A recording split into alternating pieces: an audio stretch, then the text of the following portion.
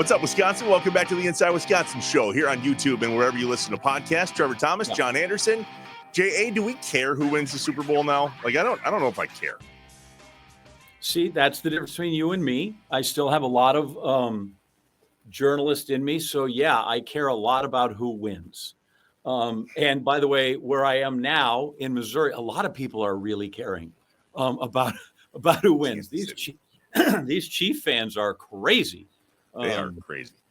They can't figure out why people don't like them anymore, which Seriously? is kind of unique. Yeah, they're like, I don't get it. What do we like?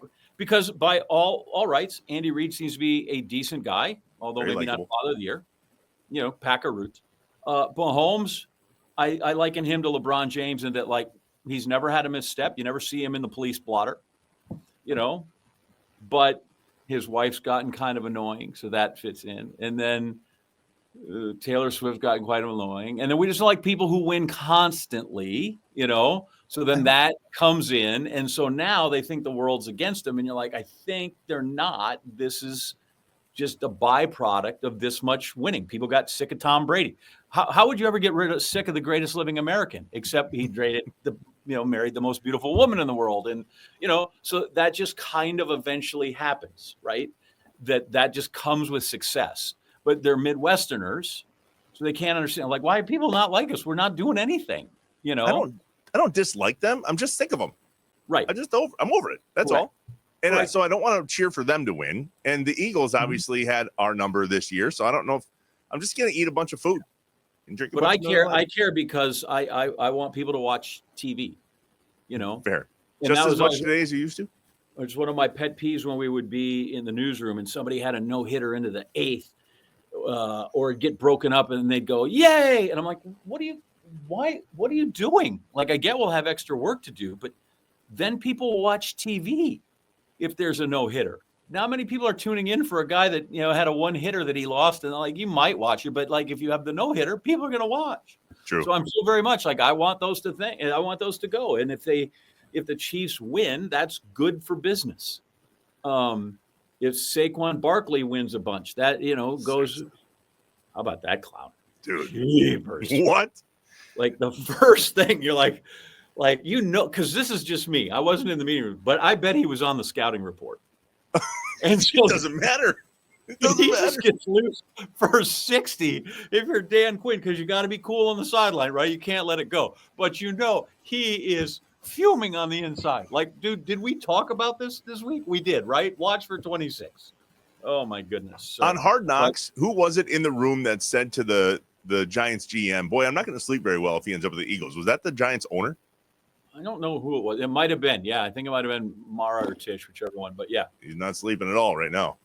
Yep. And the only caveat I always make with that, and I think I've said that to you, if he's on the Giants, he doesn't run for 2,000 yards, right? If he's on the Giants, he runs for 1,400, right? Being on that good a team certainly helps. You know, that's kind of a really nice hand and glove fixture. Because if he's still in New York and on that team, same with Derrick Henry, right? If he's still in, like, those guys got a nice bump of 500-600 yards from being on really good teams, and yeah. God bless them. But that's like, that alone should make you all deference to Goody. That should make you the GM of the year, right there. Fair. You know, at one point yesterday, Barkley had 2 carries, 2 touchdowns, like 70+ yards. I'm like, all right, okay, yeah, that's good. Really, all those guys though, Goody, Rosen there in Philly. And I forget who's in charge. It's not Ozzie Newsome anymore in Baltimore.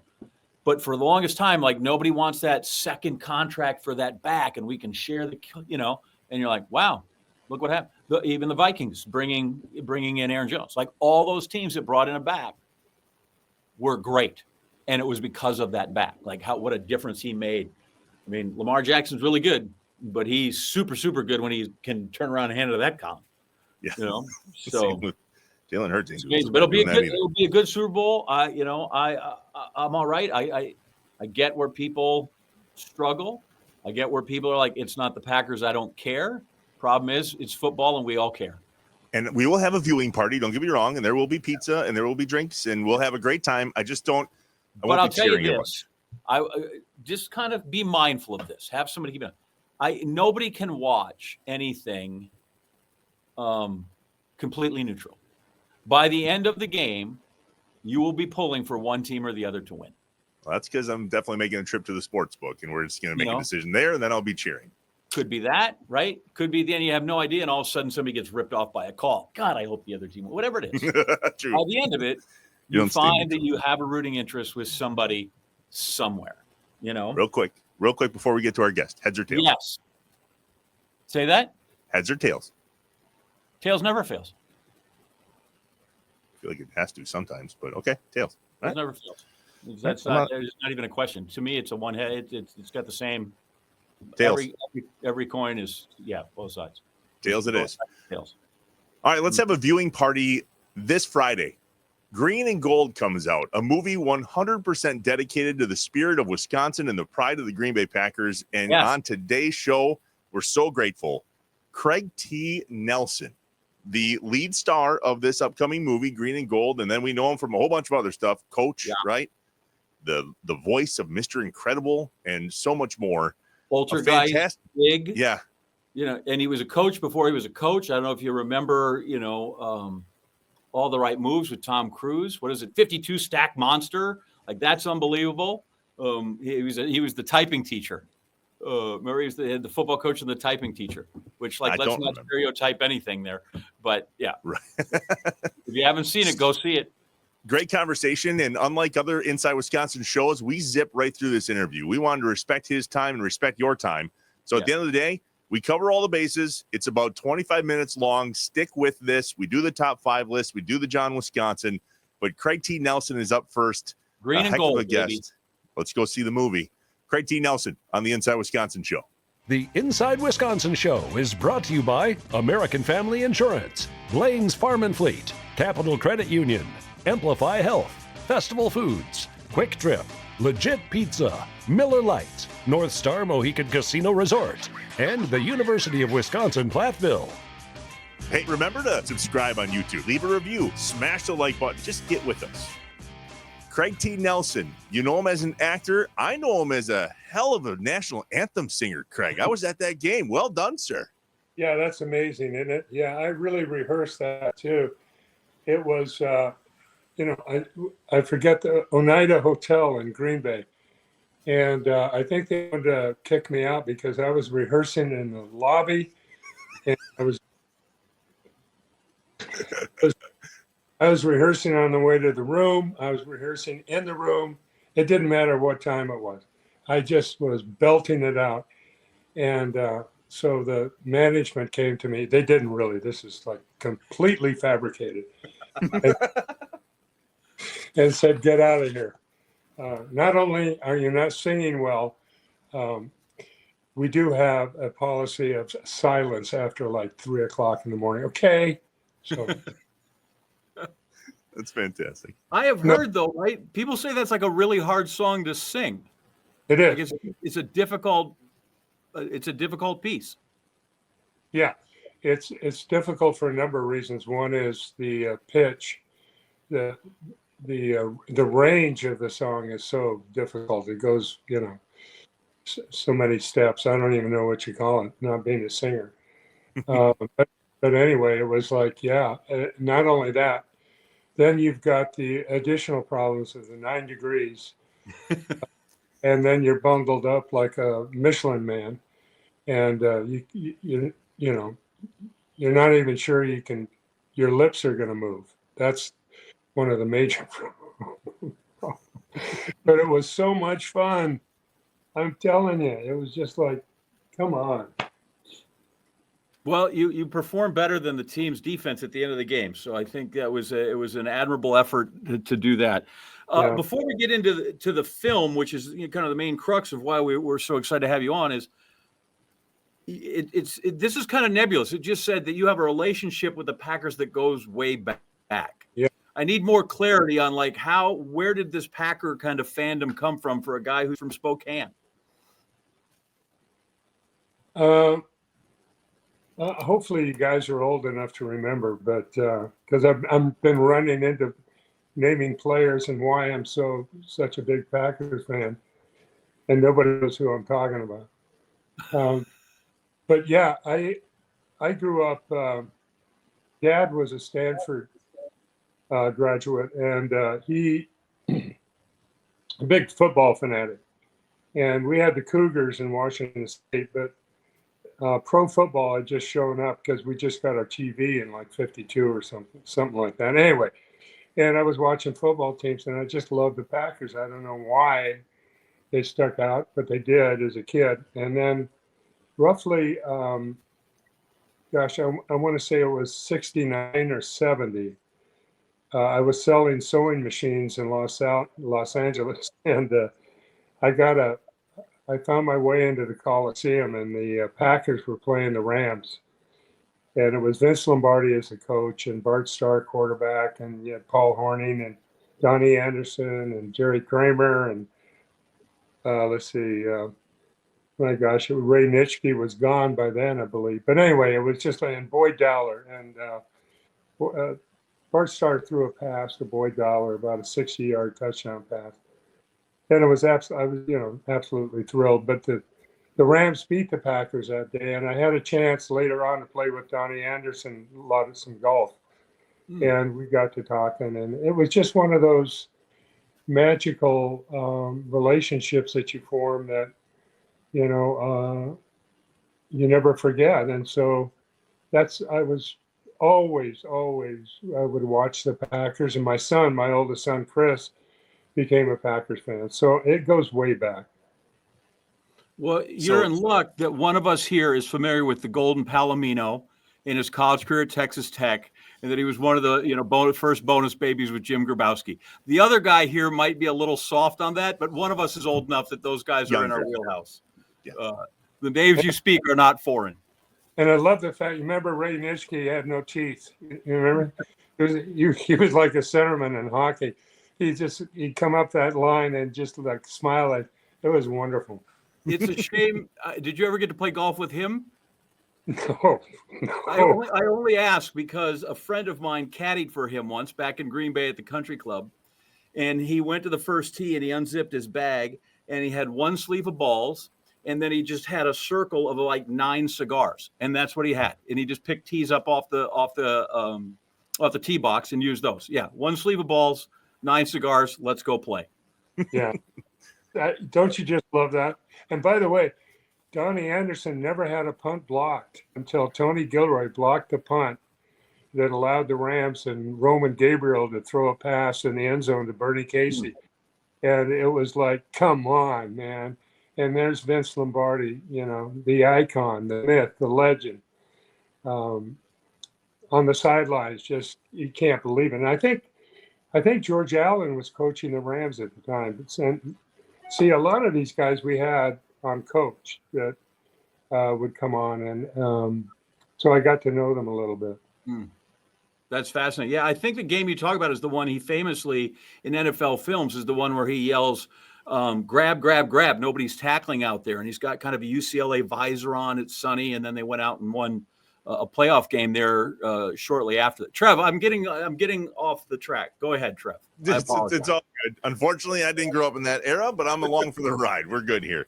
As a lifelong Packer fan, you land on this film now, Green and Gold, and you play, ironically, a lifelong Packer fan. Tell us about what that was like, bringing your Packer fandom to the big screen.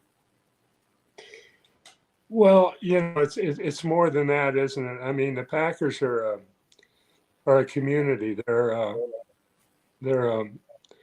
owned and by the people, and there's kind of that's just a beautiful thing in itself. But to have met some of the farmers that whose land we used when we shot the movie, and getting to know them and their families and the relationship they have with the Packers, it's like part of the land. It's part of who they are. It's part of what they believe in. And there's a deeper resonance there than I think many people realize. They're a professional football team and they're really good.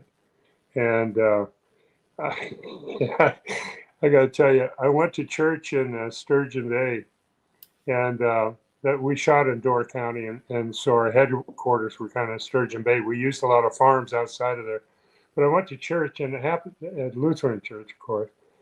and it was Sunday, and by golly, there the pastor was dressed in a green and gold cassock, and I'm thinking, this is going a little far here. And then someone said, no, that's just because it's a festival. And I said, yeah, right. Tell me about it. So, they've got God on their side, it's like, and I'm being facetious, of course, but it's such a rich tradition, and it means there's heart, there's the heartland, there's optimism always. It's just a wonderful kind of environment to be around and in. So it wasn't difficult, I don't think, to take a fourth generation farmer who's, yes, a Packers fan, and has to do something very risky to keep a farm that he wants to hold on to, both ancestrally and for himself and for his granddaughter. I'm surprised because that's what the G stands for. It's not for Green Bay. It's a capital G. That's what it's for. That's why it's on the helmet. People misrepresent that. They think it stands for the city. No, it speaks for the Almighty is what I think has happened there. So yes, the Packer fan's a nice connection, but and it with the kind of the depth of your resume, right? You can kind of probably be selective. What was it that this project you said, yeah, this is a place for me and a piece of work that I would like to partake in? Yeah. There's a lot of reasons why it was written so well. The cinema aspects of it, the largeness, the beauty of it, the view, how you approach it, might have been a difficult proposition, it being a small independent movie, but I think Anders Lindwall, who directed it, and the cinematographers were just fantastic in what they were able to capture. It's I would say, to answer your question, the reality is that he says it in the movie at some point. Buck does, the guy I play. The things that are wild and free, those are the things we need to remember. And those are the things we need to protect and nurture. And I think in that kind of expression, he means himself, and the people that are represented in that tradition, in that legacy. And that's just such a beautiful sentiment for me. Because it speaks to the heart. And we get lost in all of this transitional distractions of how, it's almost like the evil empire has suddenly invaded us. The divisiveness and the anger and the hate, the animus. And this spoke to a bigger issue. This spoke to who we are as people and what we should endeavor to be looking at and trying to attain. And I like that. I like that struggle. And so there were a lot of reasons, but that was primarily why I did it. We're so excited to see it. It comes out January 31st, Green and Gold, movie theaters nationwide. Craig, we had Kurtwood Smith on the show. Excuse me. Kurtwood Smith is from Wisconsin. Obviously, he plays Red Foreman on That 70s Show. What was your inspiration for Buck? Who did you have to talk to come across like my Wisconsin grandfather? Because from what I've seen, you killed it. Well, thank you. But no, just the farmers that we were, I don't want to mention his name, but the farmer who really we utilized most of his land and most of his cattle and his barns and his cats, and we didn't use his wife, but minimally. I think that just sitting around talking, and it's funny, I got something running around in my head, which is, there was one thing I didn't do, and I didn't try to mimic, because that's where I think I would have ended up on, is mimicking the accent. There's a certain Wisconsin accent. Not everybody has it. And I was kind of relieved when I found that out because I wasn't able to nail it effectively enough or be effective enough to portray it accurately. So I felt if I left that kind of aside, maybe it would show up hopefully spontaneously or incidentally, which I don't think it did. But my point is just spending time with the people. You can realize right away. And plus, my family are farmers. I mean, they've still got the family farm in South Dakota going. And I just spoke to Bob Nelson, the patriarch, last night, and they're going strong. And then I spoke to a cousin, Mike Harry, up in Aberdeen. And so it's like they're still around. They're still doing their thing. And the wonder of their heart is what I really responded to, the beauty of it and the acceptance of not only nature, but the land and why they are so optimistic. Man, to hear you talk about that and how moving that is. And you worked with our guy, Charlie Berens, who's been on this show before. Yes. Who we think of as this naturally funny man.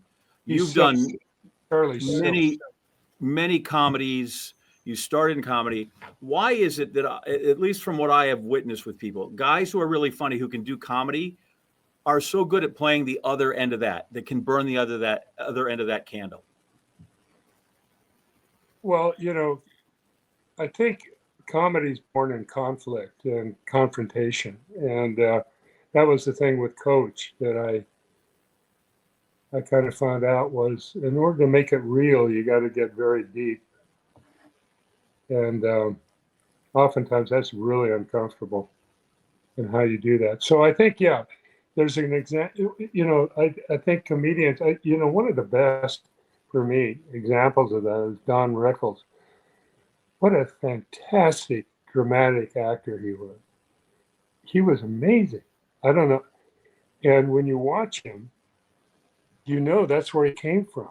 He's coming from a place of, there's a lot of pain. There's a lot of issues that he's been dealing with, and he chose comedy because it gave him a lightness, I think, that kind of he was able to overcome that kind of, it can be very oppressing kind of mindset. So, there are a lot of guys that can do it, not a tremendous amount, but there are some, and they're very good. The Inside Wisconsin Show is brought to you by American Family Insurance, Blaine's Farm and Fleet, Capital Credit Union, Amplify Health, Festival Foods, Quick Trip, Legit Pizza, Miller Lite, North Star Mohican Casino Resort, and the University of Wisconsin-Platteville. Hey, remember to subscribe on YouTube, leave a review, smash the like button, just get with us. So I shared with you that Halloween was the #1 pizza day of the year, are you still in denial on that? Right. So I was like, well, that's incorrect, but that's fine. If you'd like to believe that, go ahead. Every once in a while, I'll let you have a win. That's fine, even though we all know it's the big game. Like the large bowl is the one where they trot out. That's where everybody orders pizza.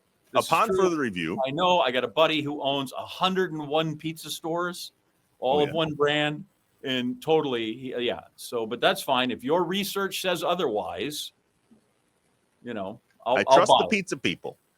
But it's not it's not just, hey, let's get a pizza delivered here. It's frozen pizzas. It's like the good pizzas that I've been feeding my kids pizza on Halloween as long as they've been able to eat real and food. Then what do you do on Sunday of the big game? What do you feed them? We throw a party and we make pizza. And there doesn't have to be a theme for food. Can we just all agree on this for a second? We're throwing a big game party, okay? Inviting the neighbors and all of our closest friends. And I said to everybody, we're going to have pizza. We're going to have legit pizza for anybody that wants legit pizza. And you bring a dish to pass. And there are some of our friends that cannot handle, there's not a theme. There doesn't need to be a theme. Just we're going to graze on food and eat as much legit pizza as we can. Isn't football the theme? That is the theme. But what, I don't know, like... So they would like to have like a Mexican food theme or a Chinese food theme or French culinary. Here's a good one. What are other and crepes. No, order the pizza and come over. And if we got pizza. If you're lucky, I might have one of those little, little Smokies wrapped in a crescent roll because those are delicious. Found there it. You go. Just do that. The ultimate. This Legit Pizza How says many of the those are you gonna ultimate. go to? Ooh, If you were guessing, how many of those do we need to have on hand? 10? 20? 20. I was going to say, I'll put the over and unders way over 10, I think. Yeah, it's probably 20. Good. I can eat one of these myself, no problem. But I can eat most of. Yeah, I know that's not saying much. Okay, Right. I'm surprised you haven't eaten the box, but okay, that's fine. this is empty for a reason. Legit Pizza, the ultimate at-home pizza parlor experience. It's legit. Try Legit Pizza. You can find it pretty much anywhere they sell frozen pizza. Made in Wisconsin by Pep's Pizza Company. Whether it's for the big game, which by the way is the number 2 day, just saying, I know, or Halloween, or other things that we're going to talk about coming up in the sports world. Legit Pizza, Yeah. go get some. If the pro football people find out they're trailing Halloween, they'll figure something out so that they're not. Fair. Time for another top 5 list here on the Inside Wisconsin show, presented by our friends at the University of Wisconsin-Platteville. Their renowned engineering and STEM programs offer a cutting-edge environment with over 60 majors to choose from. Plus, with exciting clubs and organizations, there's always fun happening on campus. Discover why UW-Platteville is a smart investment. Apply right now. How is campus life these days, J.A.? Back on campus over there. It is. It's terrific, right? It's been early, but it is. I'm always happy at this place. I have a great parking spot, not just because of where it's located close to where I need to be, but every day when I drive in the little road I have to go in to get to, I see the columns and our academic building, Jesse Hall. That's amazing. The only thing that changes, this is at Platteville, this is at Whitewater, Madison, University of Missouri, wherever, is at least I do. When I go there, I look at the students, right? And I think, oh, that's me. Because they never age, right? You look at them and they're always 18 to 22. And so I'm in this spot where I'm familiar and I'm like, that's me. Look at them. There I am right there with my book bag. There I am with my lanyard. And then I go home or I go to the hotel and I look in the mirror. I'm like, I do not look like that at all. No. That's what I think I look like because that's what I was here. And then you go, no, actually, don't look like, that's not me at all. No, Can't do that anymore. Nope. But it is, it's always great. There's always energy, right? The kids, all students, I say kids, they just, there's an energy.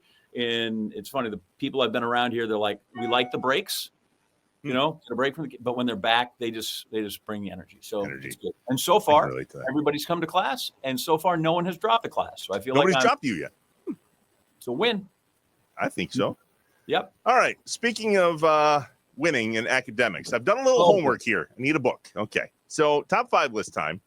Yep. I went back and looked at all 58 Super Bowls prior to this upcoming Super Bowl number 59. And I was curious to know how many teams had been there more than a whole bunch of times, like 5 times. Then how many have only been there a few times, right? The Chargers they've only been once. The Saints have been once. The Cardinals once. They won. The Cardinals Jets lost. once. Super Bowl III beat the Colts, Joe Namath. And then there's a whole bunch of teams that have been like a whole bunch. Patriots, don't care. 11. 49ers. 8, this is not 9, 10. Oh my God, I'm going to fail at this test. Okay. How many times has Kansas City been in, not counting this year? 6. And then this year makes. Okay. All right. Well. Dude, this is what I did for a living. I get it. And also, I think I've told you this. If not, this is great for the viewers. It's easy. Like, I am literally a Super Bowl era baby. Whatever Super Bowl it is, that's how old I am. Sure. I never have to think what Super Bowl it is. Oh, I'm 59. It must be Super Bowl 59. That's simple. Boom. Okay. Well, all right. We'll see. I just don't know where you bank all this information. Do you ever forget a password? Do you have to like click forget password? Yeah, a lot. Yeah. Okay.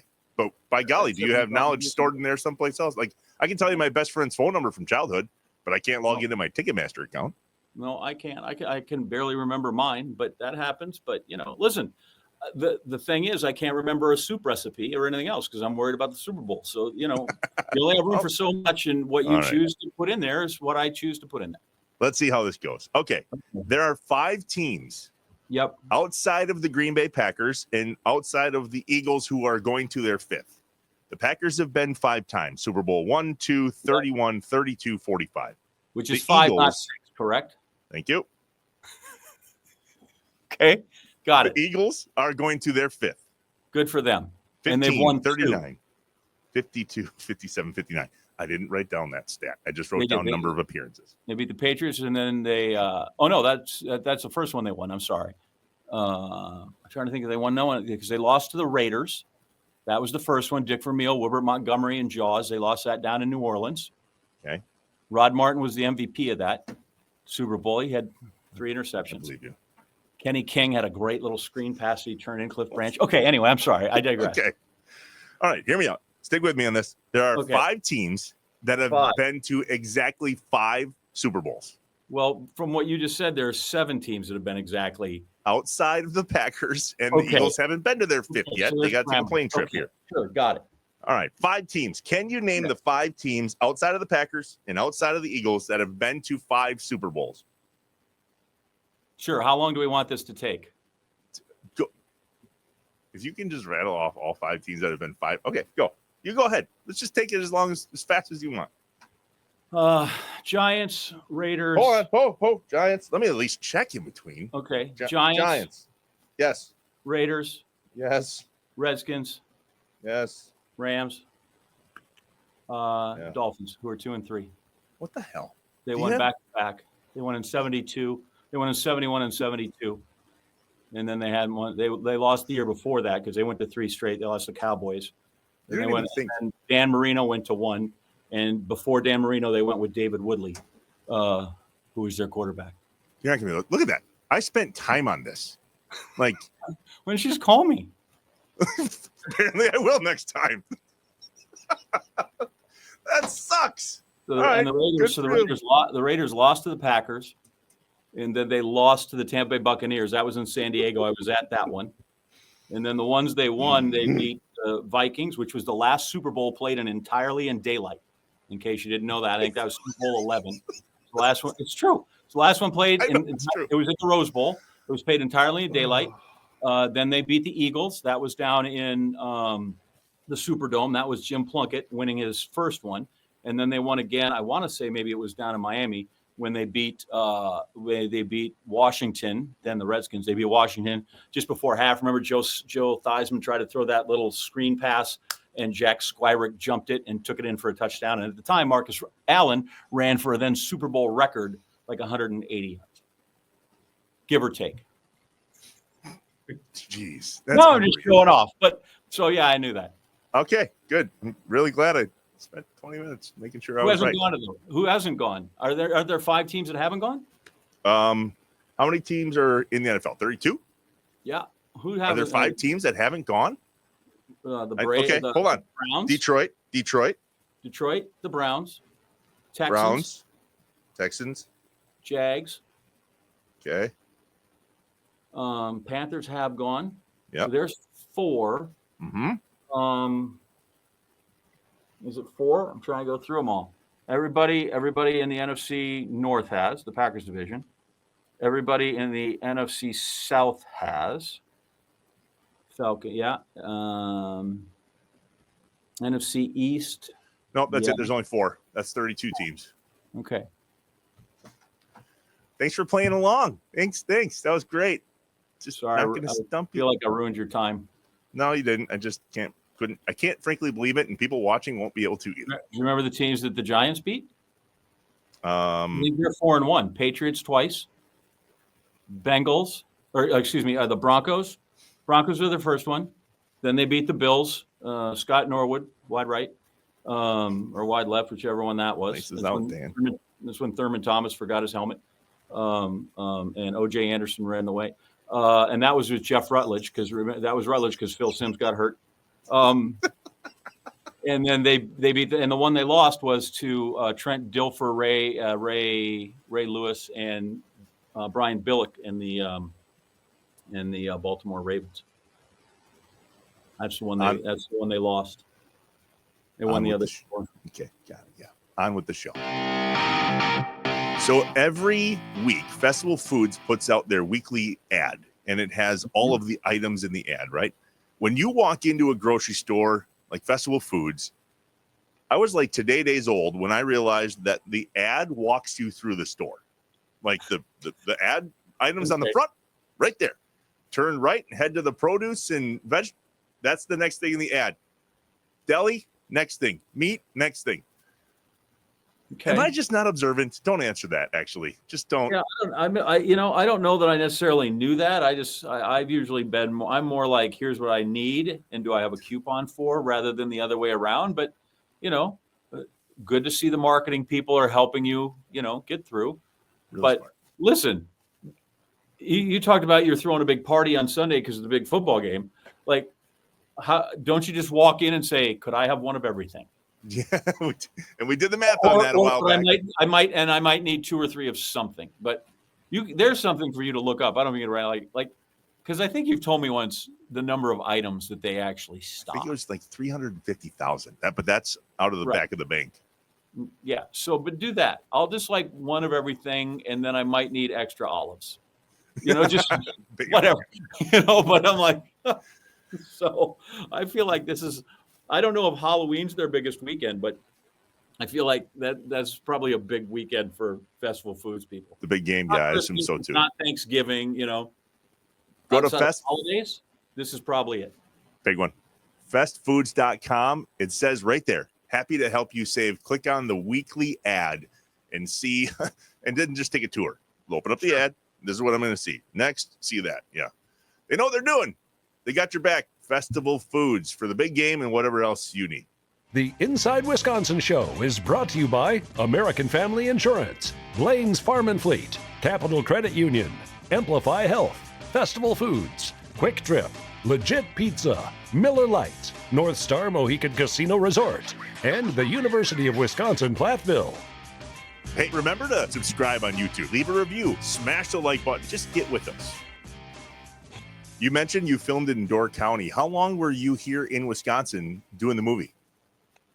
About a month and a half, I think. About a month and a half. Too bad. And it appeared to be in the summer, which is good. Well, if you call that summer, I wouldn't close to that. My God, man, what's wrong with you? Well, it was beautiful when we got there. Yeah, you're right.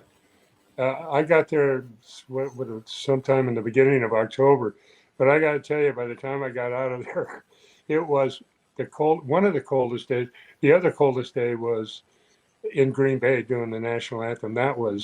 It went from 9 degrees to 12, and when it went from 12 degrees to actually sing, I did the sound check when it was 9 degrees, and then it got to be 12 when I actually did the song. I thought I was temperate. I was almost willing to take my go out there in a shirt. And by the way, there are people that are hanging out in the, in the stands and up where you get the food. What do you call it?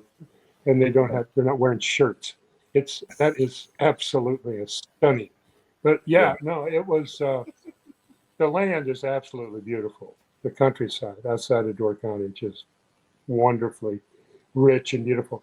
And it was just at the edge of where the colors had changed when we started shooting. I was telling Trevor, if you go to Wisconsin, everybody, it doesn't take a degree or two to know somebody who's a farmer in your circle.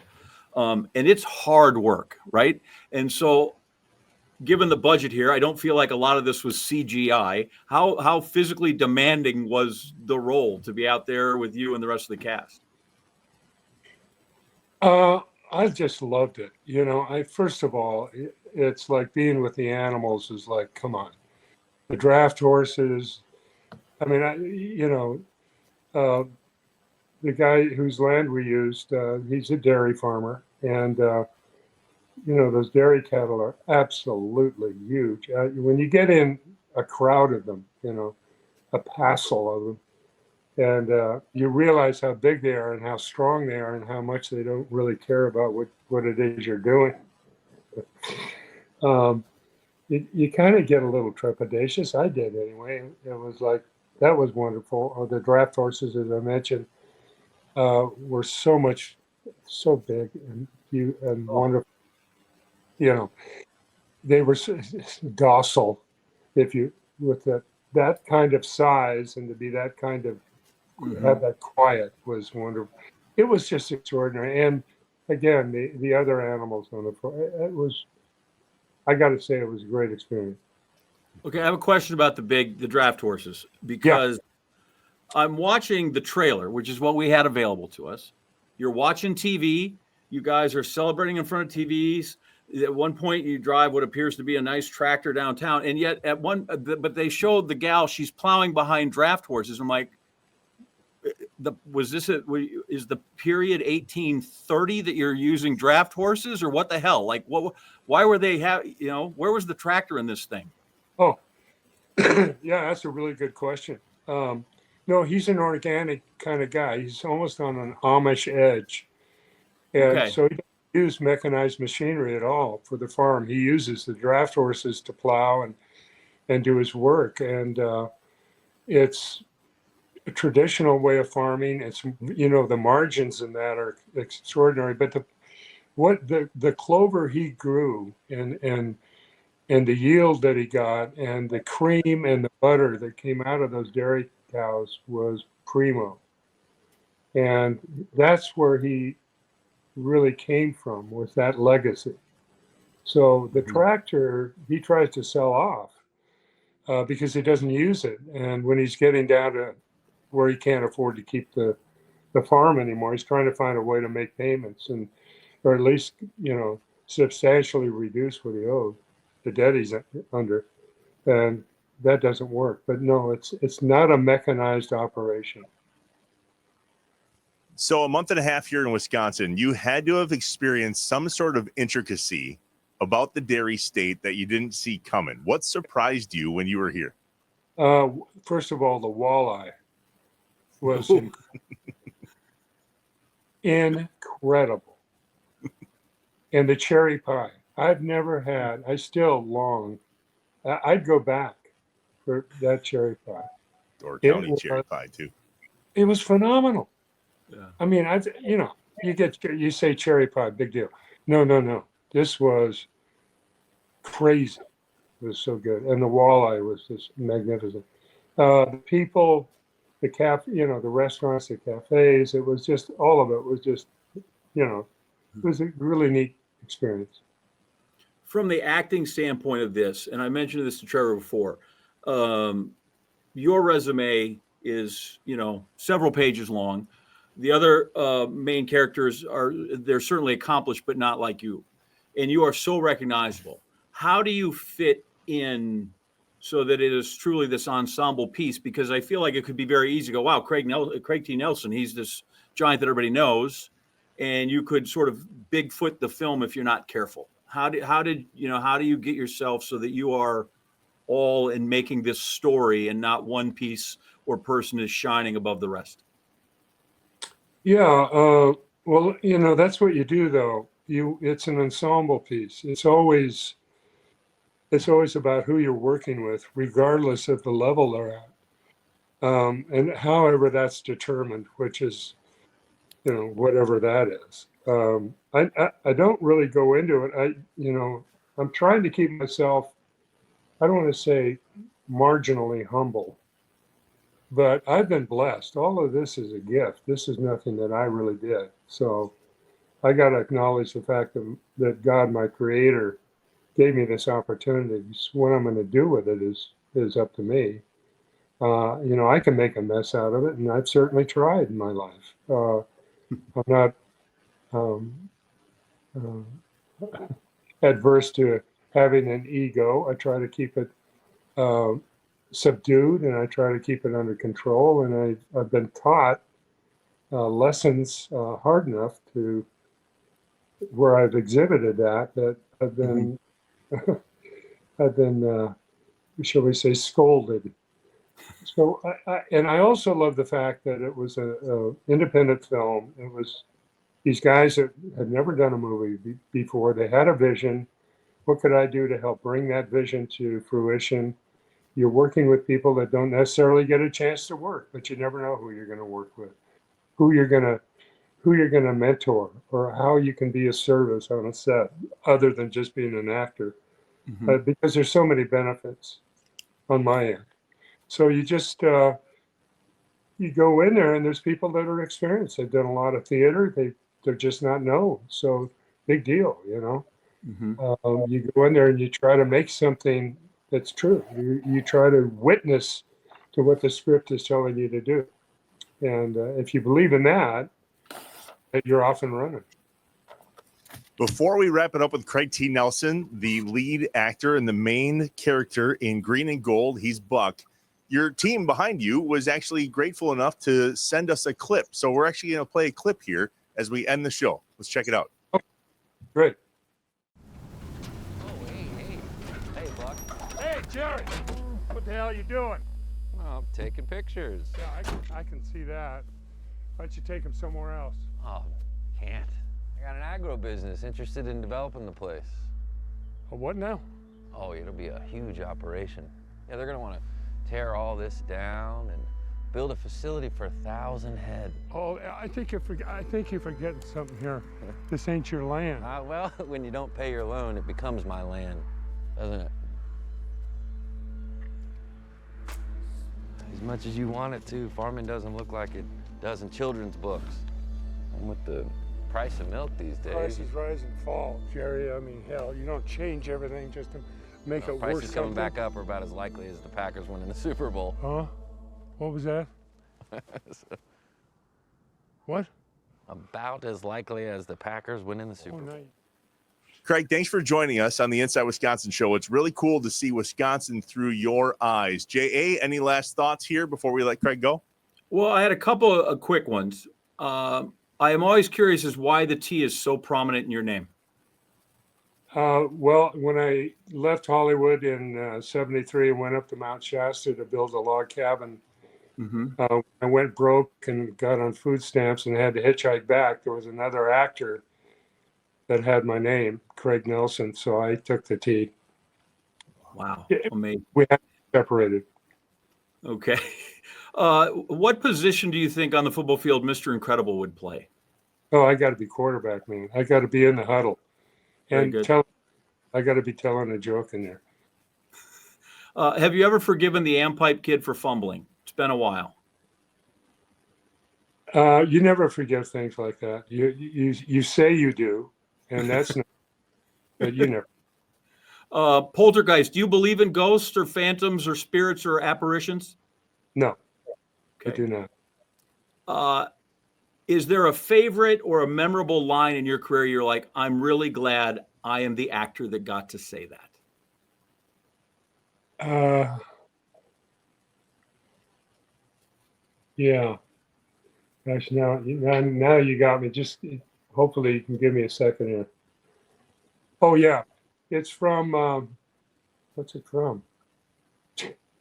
I'm a nihilistic anarchist who lives on residuals.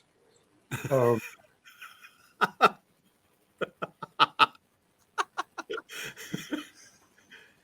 Oh. God. On the flip side of that, is there a famous movie line that you wish you would have said? You know? Oh, well, I believe what we have here is a failure to communicate. All right, good. Cool. I love Cool Hand Luke. I'm with you. I don't want to make this nonsense. I don't know that if you've ever watched ESPN in your life, but I worked with a SportsCenter anchor who went to Lewis and Clark High School in Spokane. Any chance you know who that is? Good heavens. Really? Yes. No, I don't. Yeah. Neil Everett, who worked on SportsCenter for 20 years, is that. Finally, before we let you go, I just want to know how much you're willing to bet on the Packers winning the Super Bowl next year. Oh, wow. So great. That's a bad bet right now. They've got a little ways to go. Oh, sadly, you're so right on that, which is, I wish you were not, but I think you are correct. Wow, what a treat. We have all kinds of wonderful people on here that have connections to Wisconsin. It's nice when somebody comes on who is getting connected to Wisconsin. And, we appreciate the work. We can't wait for the film, and thanks so much. Thank you. Thank you. My family's from Etterick, by the way. Okay, there you go. It's 3 degrees of cheese. It always is. We want you to do a whole lot more than just save money. We want your money to grow, just like your dreams. We want you to achieve financial well-being and the feelings that go along with that. Capital Credit Union, doing the right thing. JA, there's no snow here. How much snow is still on the ground by you? And speaking of New Orleans, like there's snow down. I think it's melted by now, but no snow here. They show people having a snowball fight down on Bourbon Street. South Carolina, I think I read somewhere, I believe it's accurate, that for the first time ever, all 50 states have had snow in one winter, which has never happened before. All 50 states have had snow. So there is still this. So people in here don't get enough snow to know what I mean. You would when I'd say the streets are pretty clear. There's still, if there's a lot of field snow. Sure. That they're still covered out there because there's tons of farm area. Yeah. So there's still probably 2-3 inches of field snow that, they might have cut stuff and you can kind of see stuff, but there's tons of field snow here around. Dude, I don't even have time to go through it. The way they plow the roads, the whole thing. All I know is it's been cold enough that I don't have to fill my refrigerator with bottles and cans. I can just literally leave it in the garage. It's too cold to leave outside, out back on the porch, but it's so cold that even in the garage, it's colder than if I pulled it out of the fridge. Are you an ice cold Miller Lite guy, or do you? Yeah. That's why, honestly, I understand the idea behind the really big cans, and we're getting people out of lines at Packer games or all these other stuff, Or if we can only buy 2, why don't we fill them up so that it's like you're buying 4? I can't get rid of it that quickly. I need a more reasonable thing, and I like it really cold. Winter brings us together, whether it's snow in the south or just big things to do in the winter here. Wait a minute. You sent a text. You had a pocket beer. You had a pocket Miller Lite. Where were you? I was at the basketball game at the University of Missouri. And you just... Big win over Ole Miss. And so we were doing a thing. The track team I was on, some of the old alum were there, along with some of the basketball players, that whole thing. And so I'd had one, and then I thought, you know what? I'm not going to go to the concession stand. And I just slid it in the old pocket, and off we went. And then I made sure when I pulled it out, I sent a picture to you and your boy Pete, who's kind of there's a guy that can pocket beer. Like I only had one in one pocket, right? I had about 9 pockets if I front, back, side, inside of the coat. Pete would probably be disappointed to know that I only had one pocket beer. Just one pocket beer. Right?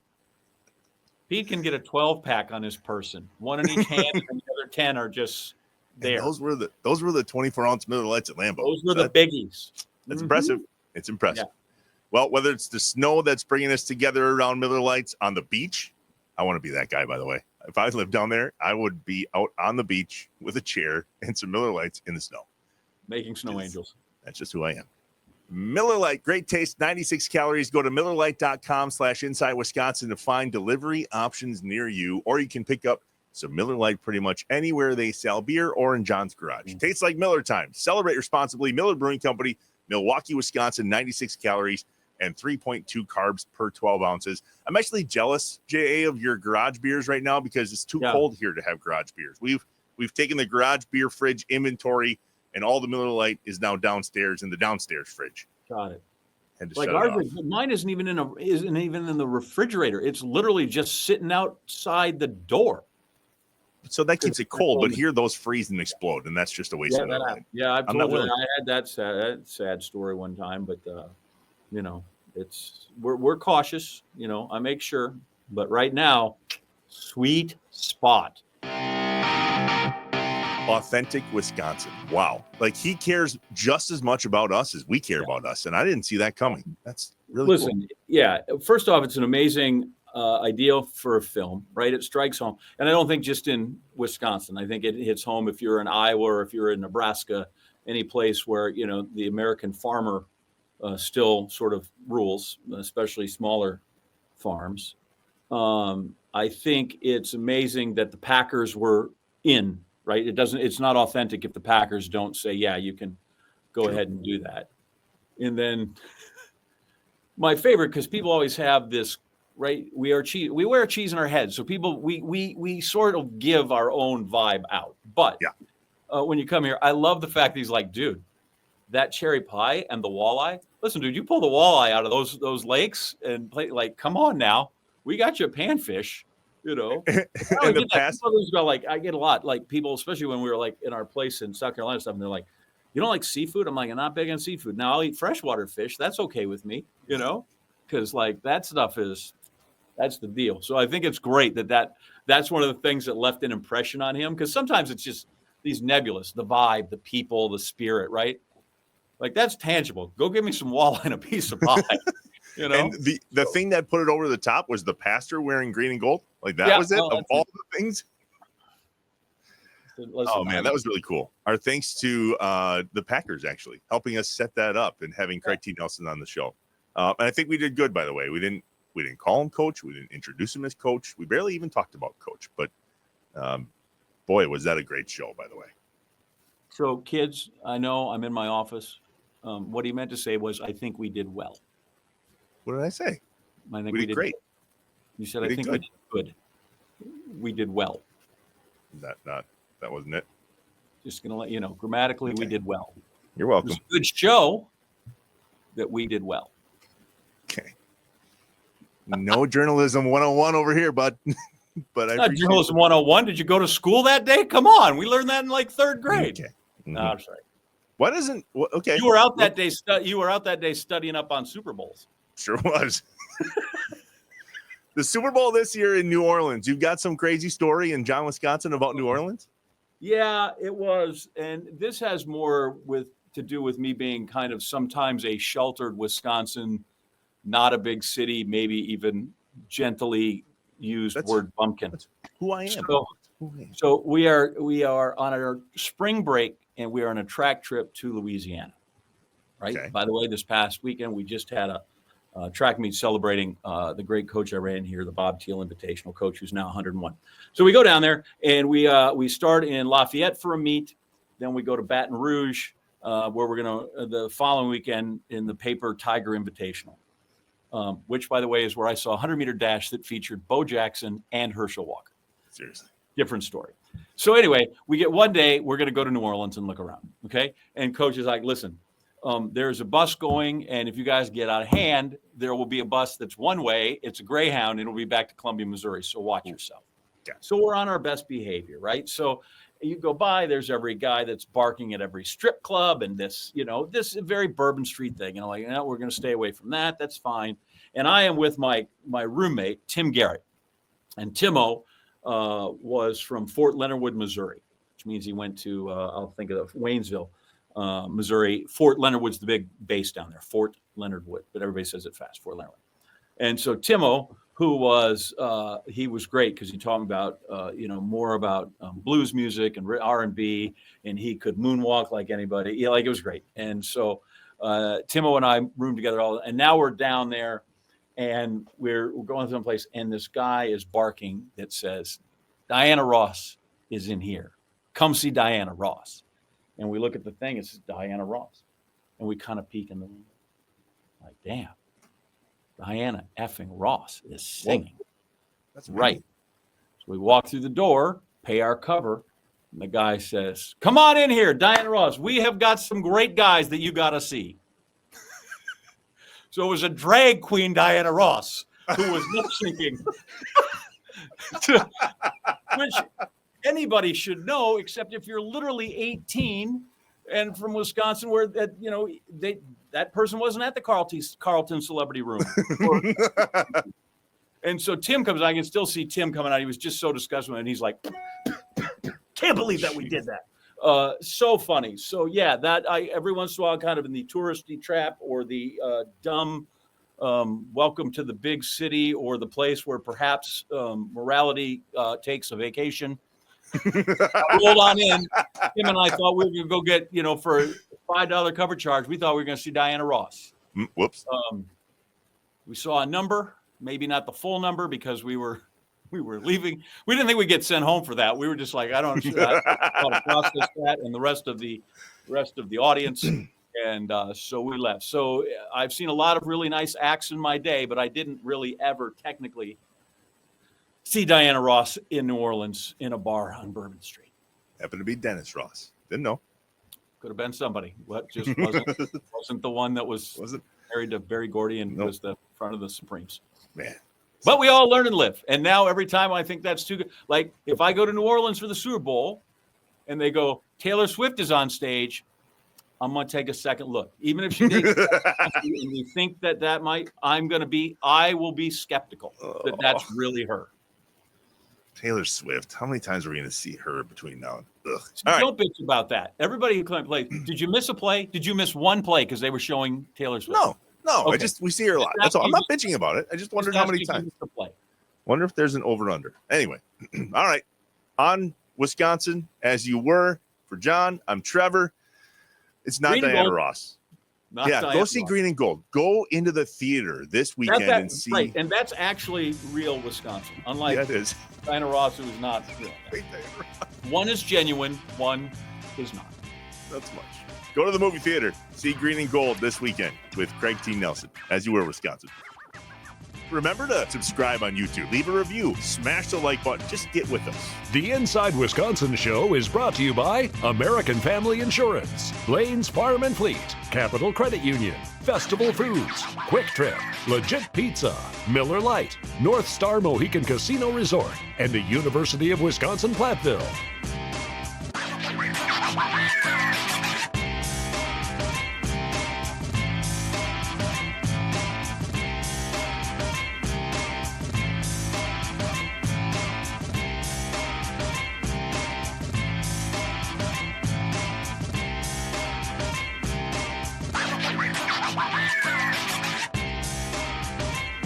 Shut up and sit down. Why is it squeaky? Well, it's squeaky because the pH is not falling all the way down, and because it's extremely mild. It's just hours old. You have a to-go box? Pardon? To-go box. I'm gonna need a to-go box. Oh, yeah, absolutely. Farmers, brewers, hunters, packers, badgers, cheeseheads, neighbors. No matter what name we go by, we are bound together by our roots. These are the people, the stories, and the statriotism from inside Wisconsin. Welcome to Deeper Roots with Blaine's Farm and Fleet. Carr Valley Cheese, Laval, Wisconsin. We are out in the boonies. Sid Cook, 4th generation cheesemaker here at Carr Valley Cheese. I appreciate you having us out. I appreciate your cheese more. Well, thank you very much for coming out. It's a great opportunity for us to showcase what we do and tell our story. There's a showcase. I found one. We make about 100 different dairy products. We work with sheep milk, goat milk, and cow milk, and we do mixed milk cheeses as well. We've won more than 900 national and international awards for our cheeses over the past 20, 25 years. In order to be in the cheese business for 4 generations, I'm no math major, but there had to have been 3 generations that came before you. When did it all start for Carr Valley and really your family? Well, it started in 1883. Ed Lepley was about 12 years old, 13 years old, and the cheesemaker that he was helping got sick, and so he ended up taking over the cheese factory. A bunch of his brothers got involved in the cheese business, and then my grandparents got involved, and they had cheese factories in the countryside. My uncles all owned cheese factories. My dad got involved in the 40s, and so he bought a small cheese factory in Irish Valley after he got his cheesemaker's license. And when you opened the kitchen door, the vats were there. So when people asked my dad how I got in the cheese business, he always just said he didn't know any better. As soon as I could help my dad, I'd make boxes, or sometimes I would take a cheese trier and try some cheeses, which was probably a great source of irritation to him because he was selling cheese that was cheddar but looked like Swiss because I was poking holes in it. In order to do this shoot, we had to get here early in the morning and take a tour of the plant while you were making cheese. What time does that process start? And can you maybe just take us through on a Clip Notes version of what the cheese making process is? Sure. So we start at about 11 o'clock at night because we want to make sure and get the cheese curds out very early in the morning. All cheese starts is it starts with milk. Yep. We pasteurize everything here, and then after it's pasteurized, we add culture to it, and we ripen the milk. And when the milk is ripened after about an hour, hour and 5 minutes, then we add a coagulant to it. It's called rennet, and that sets up the milk, and that really starts the process. We go through with wire knives and cut it into small cubes, and that's what separates the curd and the whey. Where do you get all your milk from? Locally, I assume? Most all of it is local, right around the factory. The goat milk we buy from cooperatives. The cow milk, we have about 14 or 15 of our own cow farms. We pick up the milk every day and bring it to the factory and make it into cheese. He's drawing off the way. What else? Maybe take me around here and talk to me about what else we got going on. Back this way. Right now we're making cheese curd. We're running it through the curd mill. After the whole vat goes through the curd mill, what we're going to do is we're going to add salt, and that's going to slow the pH down and sweeten the cheese so that it doesn't become too acidic. I think what we should do is we should really taste some cheese curd now, don't we? I think that's a great. Do we have to wait 15 minutes for it to get properly salted? No, we'll get right on it. Is it salty? Yep. I'm gonna move my beard net. Is that all right?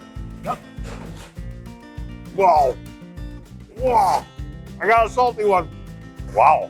They're really good. Yeah, they are. You want another one? Yeah, I do. How about we break that in half? From the curd into the press, into a wheel. These are all bandage wrapped, so you can see that there's a bandage on the outside of it. Yeah, why And is then that? These will be waxed. Oh, they'll be waxed. Yeah, they'll all be waxed. What do you all do here out of this factory? We make about 15 or 20 different kinds of cheeses. We deal with 3 different types of milk. And then we do some waxing here, but mostly then it's packaged as whole wheels, and then every day it goes to the warehouse. As we walked through the plant and you gave us a tour, there's a lot going on with pH and acidic this and alkaline. I don't even know half the words you say. We're dealing with a lot of different cultures, and it's the cultures that make the different kinds of cheeses, as well as the technique that we use to make the cheese, the affinage we use after the cheeses are made, the temperatures that we age it at. If we want to grow bee linens, or we want to grow molds on the surface of the cheese to help flavor it and age it down the line. So yes, there's a lot to it. How much has it meant to your family, Sid, to be in this business and promote Wisconsin the way you have? Well, for myself, it's been an identity because I've been doing it for so long and been involved in it for so long. But for us in the cheese business, we've got to have high quality milk. So really, in a way, it all begins with the farms and the farmers that we do business with. And then once it comes here, then we do our magic and sell the cheese. According to that vat behind you, there's a lot of cheese. There's a lot of cheese. Can we try some cheese now? Sure. Maybe we could start with some cheese curds. Start with cheese curds. We've got some colored cheese curds that were made this morning. Okay, you blew my mind earlier. I was today days old when you told me that cheese isn't yellow unless you make it yellow. It all is white. That's right. We add annatto to the milk, and then that colors the cheese. Cheese curds. Now what? What do we got? Bread cheese?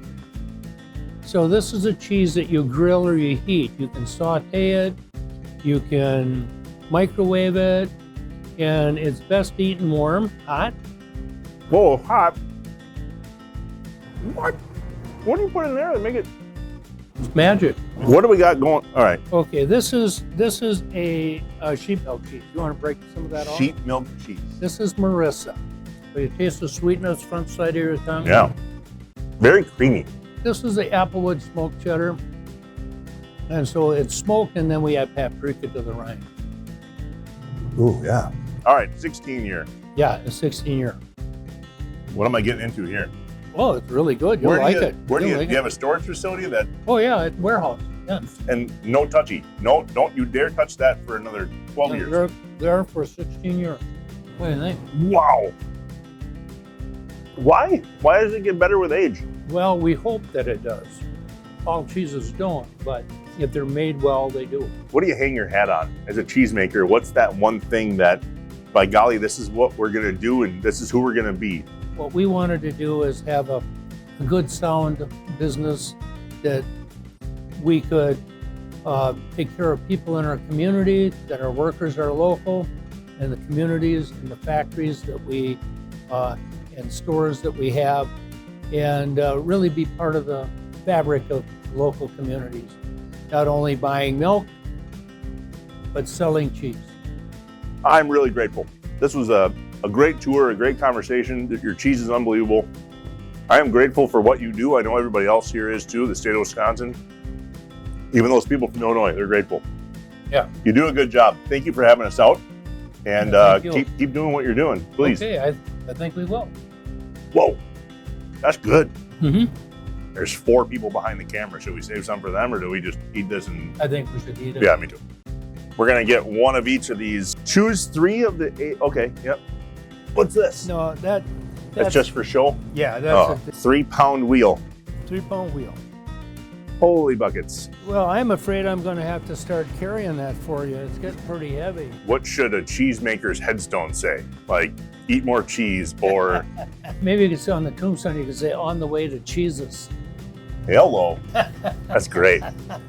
And there's another episode of Deeper Roots with our friends at Blaine's Farm and Fleet. In the books, those cheese curds, super squeaky and really good. Why are they squeaky? If you want to enjoy them for yourself, you should. I highly recommend it. Head to one of Car Valley's 7 locations throughout the state and check them out online as well. CarValleyCheese.com. You can also head to our website and fill out the form to nominate someone to be our next Deeper Roots guest. Could be you, could be a friend, could be a loved one. Let us know. Just go to farmandfleet.com/deeperroots. And of course, don't forget to like and comment below. Smash subscribe on YouTube or share on Meta. Wherever you are out there, we appreciate you watching. And if you're listening on the podcast side, leave us a 5-star review. We'd really appreciate it. All right, see you next time. Talk to you later. Bye.